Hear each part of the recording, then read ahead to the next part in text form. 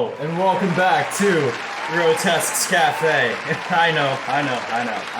Up with you, folks. It's just me. I know I said last time I'd come prepared with a nice apron and a chef's hat, but unfortunately, the last episode was only so long ago, and I've only had so much time to prepare for this one with the mass amount of people asking me for the next episode, so I don't exactly have an apron or a hat, but I will wear something at least a bit nicer. Alright, the magic change in 3, 2, 1... Boom! Look at that. Yes, I know, it is very different from my typical apparel. It is quite fancy and quite nice, I know. But anyway, this is the best that we can do until we get a professional apron and chef's hat. So anyway, I will not keep you guys waiting anymore today. Today's famous dish is peanut butter and jelly. You may be saying, Grotesque. Come on, man. Everybody knows how to make a peanut butter and jelly. We've all done it before. We've all had it. But that is where I must stop you. Many times I've seen this dish be made so incorrectly that it makes me want to be violently ill. There is many things that many people do wrong with this sandwich, and I am here to set the record straight on the official way to make a peanut butter and jelly. This is the only way to make a peanut butter and jelly. If you do it any other way, you are simply wrong. So, let's get started. Last time I know I almost caused about however many people saw that video to be motion sick, so this time the camera's gonna stay right over there. You'll have a nice view of me at all times. So first, you wanna come over to your little cabinet thingy, and you wanna grab yourself a plate. Let's just grab a plastic one because we are poor around here. That's Frisbee it over there.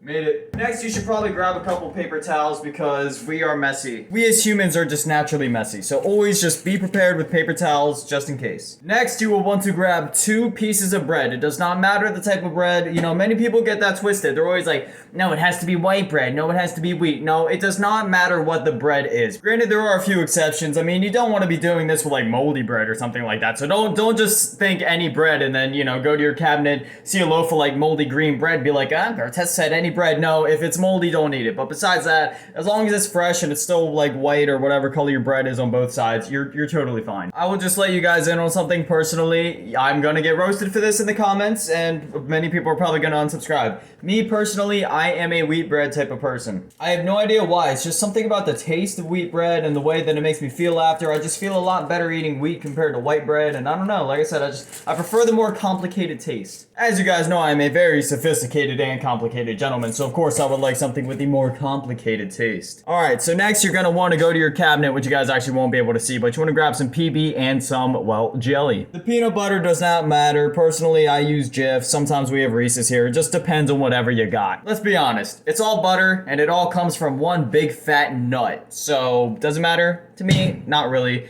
Chunky or soft doesn't really matter. I mean, if you like a bit more of a bite to your nut, like a bit of a harder nut, a bigger nut, well then go for the chewy. Personally, I've always been the type of guy that likes it soft, smooth, and creamy, but you know, that's just me. And next you will want to grab your jelly. Either one works, strawberry or grape. I think since there's less grape left, we're just gonna use some strawberry, use that up a bit more. And then the next important part, you want to grab a knife. We are gonna go with this one. Now this is the part that makes my recipe so much better than any other one on the internet. Look, everybody out there that makes peanut butter and jellies, they're wussies. They never use enough peanut butter. They use like a nice thin layer, and that's just not the way to go. When you're eating a peanut butter and jelly, it should be like when you eat those Uncrustables. You know what I mean? You bite into it and you can't even taste bread. You can't taste nothing else. All you taste is a pure combination of peanut butter to jelly. Like I said, barely any bread in there. It's just the peanut butter and the jelly should be soaking up the bread and just combining. And that is another thing when you combine these two things. The peanut butter, there should not be so much more peanut butter, and there should also not be like way more jelly. Like nobody likes too much peanut butter, nobody likes too much jelly. You want a nice balance. However,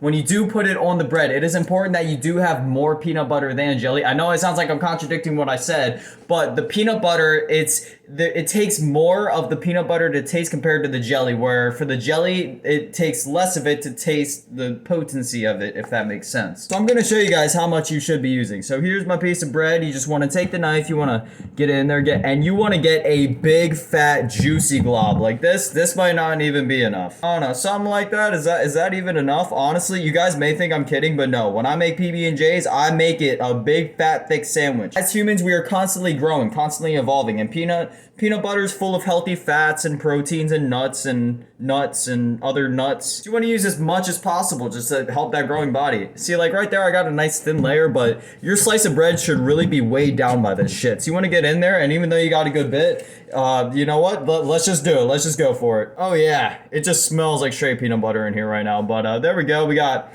a very thick layer of peanut butter. It's kind of, there we go. Look at it from the side. That's a thick layer of peanut butter. Like I said, I like my nuts. You want to slop that down like that, and then people are like, oh, then you want to get a clean knife for the jelly. Dude, I hate when people say get a clean knife for the jelly. Oh, like, why would you do that? Because then later you just gotta wash an extra knife. Is it really worth it? Then next, like I said, you don't want to go absolutely crazy with the jelly like the peanut butter because it takes less of the jelly because it is more potent to the taste than the peanut butter is. So you're gonna always want to do about a 2-to-1 ratio. So if you're using about 2 tablespoons of peanut butter, you want to use about a tablespoon of jelly, which in our case we used about like 5 tablespoons of peanut butter. So we're just gonna use like 2.5 tablespoons of jelly. All right, going in for the third and final squirt of jelly, just like that. All right, that should be good. Like I said, the whole thing behind peanut butter jelly is you want them fat, girthy, and satisfying. So we got our peanut butter, which is, you know, it's really weighing down the slice of bread. Got a good bit of jelly, and you just want to marry that shit together. And when you squeeze it, there should be shit oozing everywhere. Look at that. Now that's a good PB&J. Then the next very important part is the cross section. So also when you cut your sandwich, if you do cut it, which personally I don't,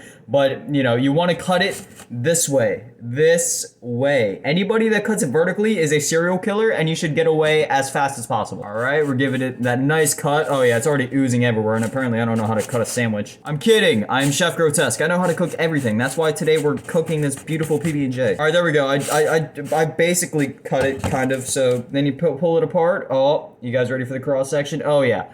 Oh yeah. Wait, can it ooze? Does it ooze? Does it? Does it? That's not good. And boom, just like that, you got a peanut butter and jelly.